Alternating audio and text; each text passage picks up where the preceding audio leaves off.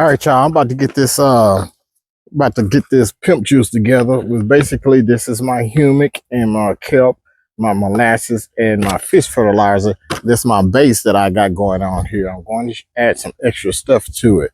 I did a walk on my lawn, and I do have some weeds out there. So what I'm going to do is I'm going to hit it with some 2 ounces of this, which is the Q4. I'm going to hit that bad boy with that. And I also got some Dismiss NXT. What I'm treating is 3,000 square feet. So I got my tank filled up. I mean, three gallons. And I'm going to go ahead and mix it all up. So I'm going to go ahead and hit it with some my fish fertilizer. What I'm going to do, I'm mixing a low rate. I'm mixing 1 ounce per gallon. I'm going to do the same with the blackstrap molasses. And we're going to put this bad boy off in there. I'm going to hit it with some humic acid. I'm also going to do, this is just a 3 ounce. This is 4. And this is the kelp. Or you might see some of your famous people that you might follow selling products.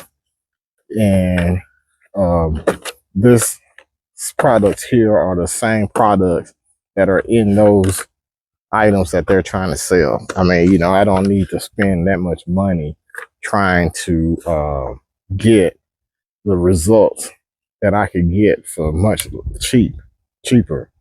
And another thing that I'm going to add to this here is some iron. I put too much in there.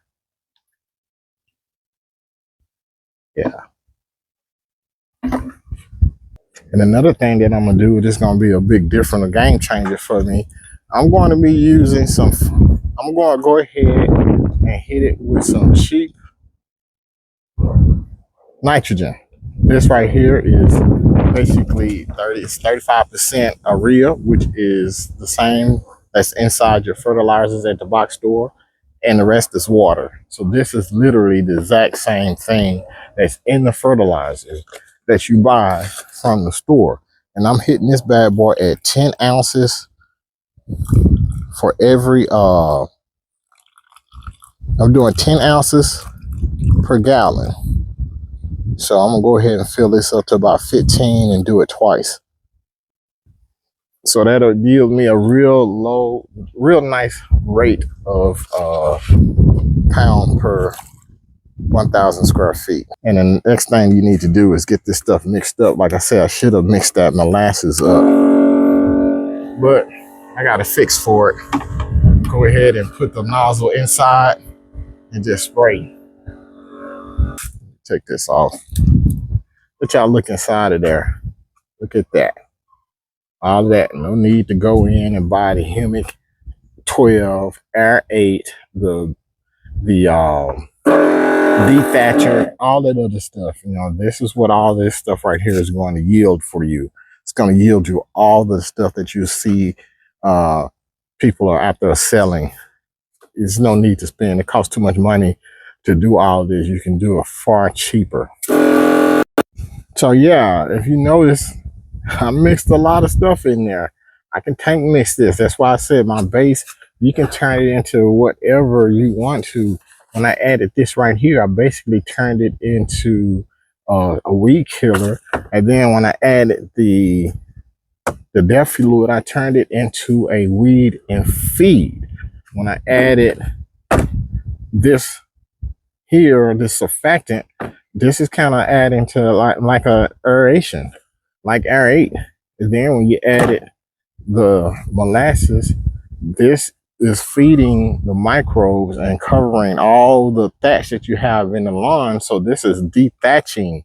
It's making your microbial activity increase, which is increasing the amount of microbes that are eating the lawn, eating the thatch that you have in the lawn. So it's dethatching. So that's the point of all of this stuff. So it works when it works, and it does work. This is something I've been doing for years. Save so much money. I'll exit the fertilizer game. I'll pretty much do that compost. And then, you know, this is super cheap.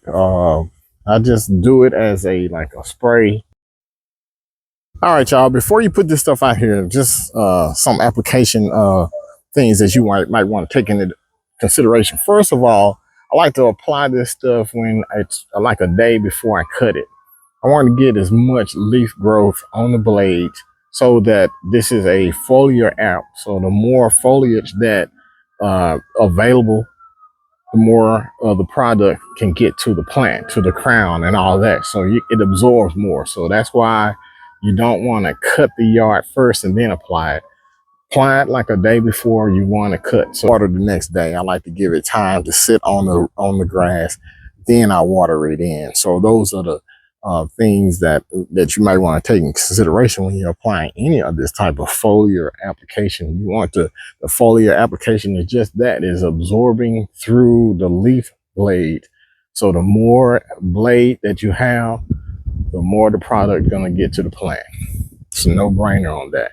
And then you water. Obviously, you want it to sit there long enough for the plant to absorb it. Then you water it in the next day. So that's it. I'm about to try to fool with this motorcycle, try to put some stripes on it and see if I can get out for a ride. I'll see y'all in the next video.